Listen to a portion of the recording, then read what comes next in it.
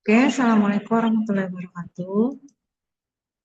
Saya akan menjelaskan tugas dari audit untuk kita mulai mengaudit dengan domain COVID-5 ya. COVID-5 yang saya pilih adalah IPUSNAS. Jadi nanti kita fokusnya ke domain DSS ya.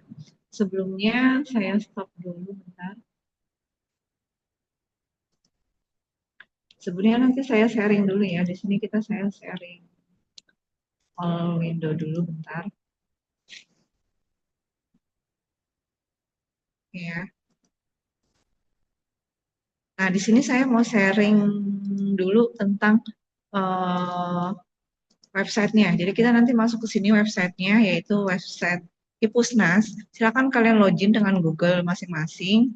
Kemudian setelah login, diamati ya. Coba kalian saling mengikuti antar teman.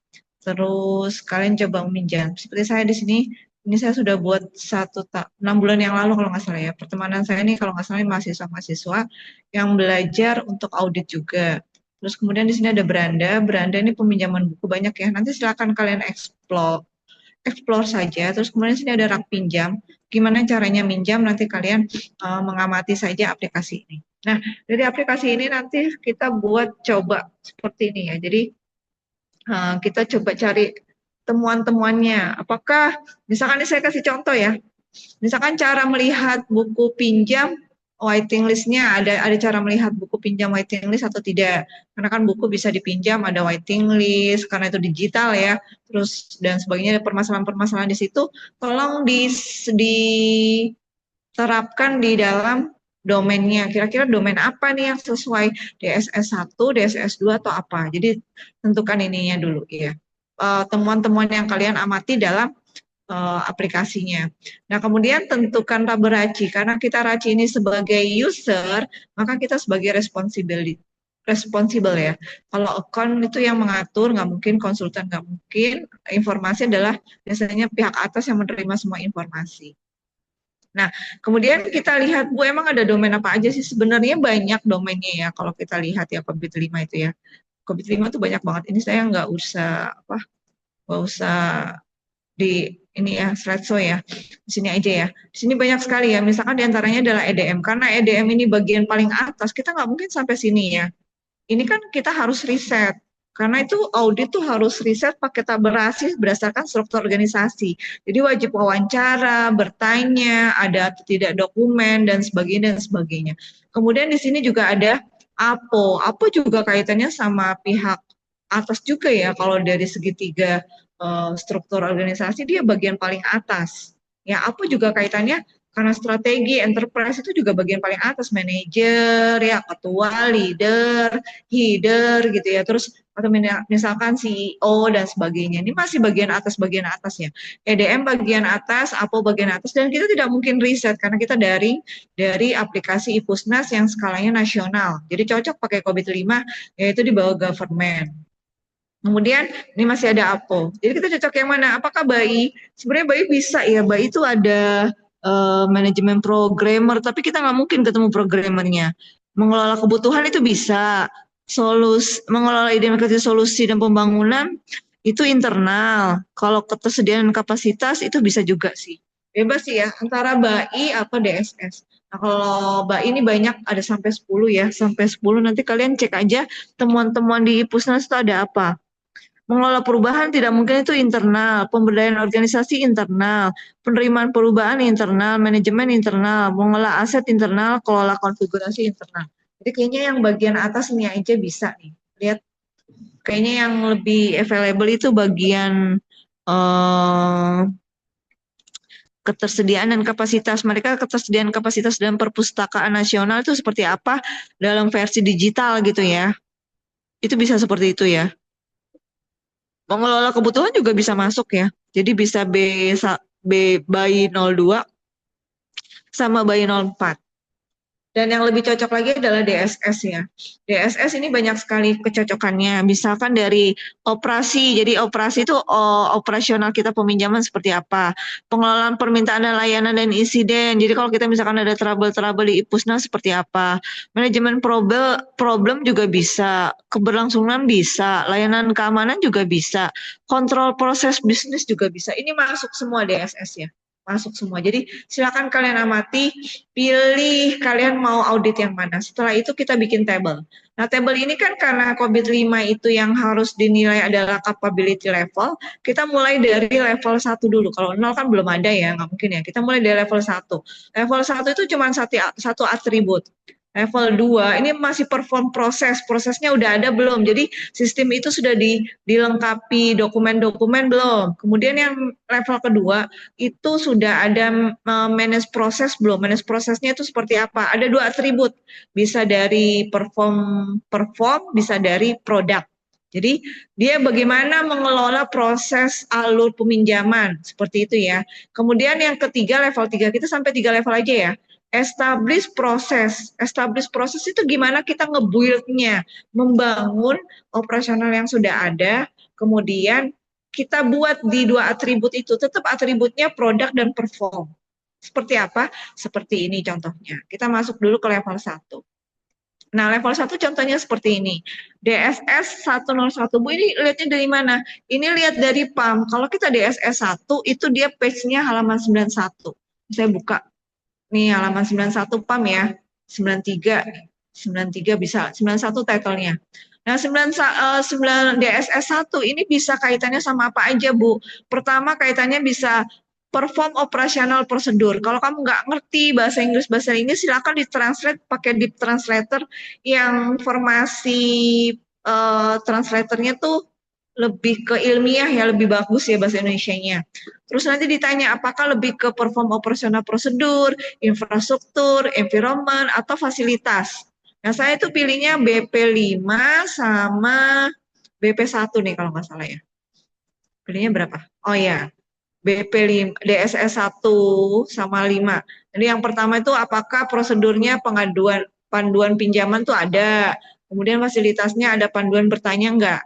Nah, ini awal-awal untuk level 1 tuh harus ada ini dulu biar orang bisa melakukan operasional peminjaman secara digital. Kalau memang ada diberikan 100%. Kalau level 1 di total itu lebih besar daripada 60%, dia lanjut level 2. Level 2 ada 2 atribut. 1, 2. Yang pertama atribut perform manajemen. Jadi ini bagian manajemennya mengapa ini? Bagian manajemennya yang pertama adalah dia dari operational schedule. Dari operational schedule dari mana Bu ini lihatnya? Ini dari PAM lagi. Di PAM itu ada part-partnya. Ini partnya yang kaitannya sama DSS tuh apa aja? Apa operational schedule, terus saya tadi insiden tiket. Kamu pilih yang sesuai dengan perpustakaan aplikasi. Ya, kalau saya di sini operational schedule dan insiden tiket. Nah, apa sih produknya? Produknya kalau dari sisi manajemen, di sisi manajemen ya, bukan sisi hasil ya. Kalau ini sisi manajemen, dia menginformasikan operasional jadwal. Apakah ada jadwal-jadwal peminjaman kalau di Perpus Digital? Kemudian insiden tiket. Insiden tiket kan kalau ada cash gitu ya. Misalkan kamu minjem terus tiba-tiba bukunya hilang, belum dibalikin, tiba-tiba gimana. Nah, itu kan ada trouble ya case-nya. Di sini ada nggak hak tanya jawab yang sering ditanyakan oleh member dari anggota Perpus? Kalau tersedia form isinya, dia eksis ya diberikan tanda. Kalau yang tadi kan skor, kalau ini diberikan eksis. Nah, kita lihat eksisnya berapa persen. Kalau dia lebih dari 60%, kita bisa lanjut level 3. Tapi kita lihat dulu nih, ini dari sisi perform manajemen. Ada 2 atribut. Ini yang produk gimana? Kalau dari sisi manajemen, yang kedua dari sisi produk. Produk itu lebih ke hasilnya. Misalkan operasional schedule ini terlihat jelas. Kalau tadi dari sisi manajemen, sekarang ada penyesuaian operasional jadwal. Apakah di IPUSNAS aplikasi itu ada operasional jadwal? Misalkan dibagi nih, oh member ini.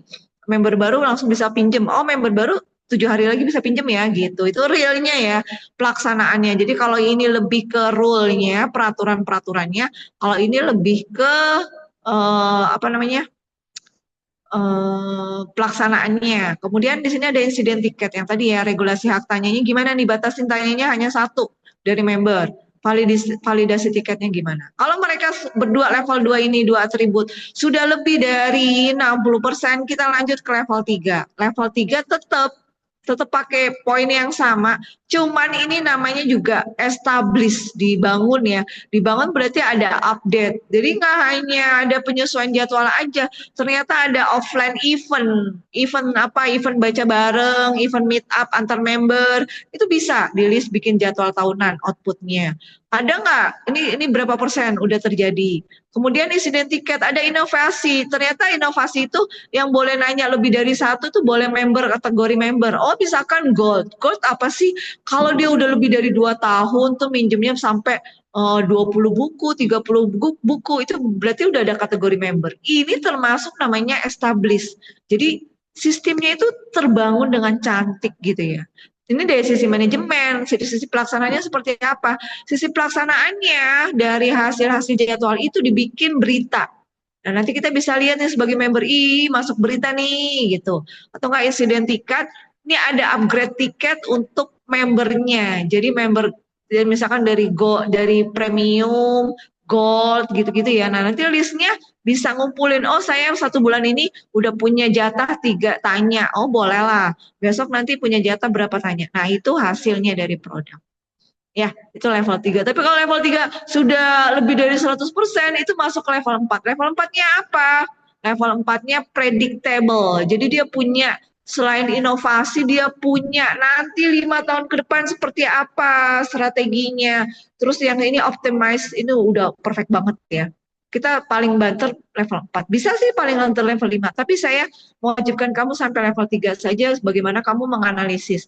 Dan minimal satu orang itu harus punya tiga ininya ya, tiga. Kalau kita lihat di PAM ini namanya tiga poin, tiga atau istilahnya best practice-nya apa aja. Kalau saya kan sampelnya 2, kamu silakan berpikir yang lain. Minimal 3. Terus boleh DSS saja Bu? Enggak, kamu harus 2 domain, DSS 1 sama DSS 2. Ya, minimal 2. Jadi silakan menganalisa. Dan ini waktunya lumayan panjang, saya kasih tahu video dari sekarang biar kalian bisa apa namanya, belajar ya. Oh, ternyata seperti itu untuk mengaudit dari aplikasi yang hanya sebagai apa?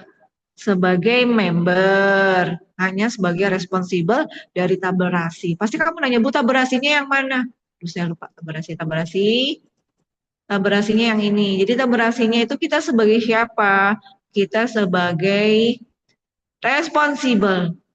Bu, sebagai penanggung jawab, enggak, kita bukan penanggung jawab, tapi minimal kita adalah punya punya apa punya login sebagai member gitu ya, punya otoritas lah ya. Kita punya otoritas, tapi cuman kita bukan penanggung jawab. Jadi kita sebagai pelaku user aja. Kalau akuntabel kan nggak mungkin ya pelaksana. Menunjukkan individu, ini akuntabel pelaksana yang realnya. Penasehat juga nggak mungkin karena bagian internal ya pekerjaan tersebut ya. Ini menunjuk ya, bukan pelakunya. Terus informasi ini yang menerima semua hasil. Kita juga nggak mungkin. Konsultan juga nggak mungkin. Jadi kita sebagai responsibel, sebagai user. Seperti itu ya. Dari sini ada yang mau ditanyakan? Kalau ada yang mau ditanyakan, nanti silakan tanya di WhatsApp grup ya. Jadi saya tinggal ini aja. Gimana? Nanti silakan hasilnya, Excel-nya silakan kalian kumpulkan di dalam Classroom. Nanti saya buat link Classroom-nya. Oke? Karena mungkin kita sampai sini aja. Nanti silakan kalian amati. Di sini juga saya tambahkan ini ya.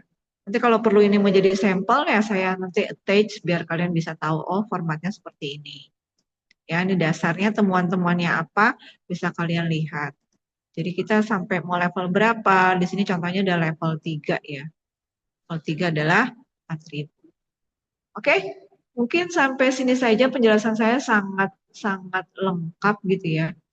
Kalau sudah lengkap seperti ini, saya berharap kalian mengumpulkan eh, hasilnya dengan sebaik mungkin ya, karena waktunya memang sedikit 1 minggu. Terima kasih. Assalamualaikum warahmatullahi wabarakatuh.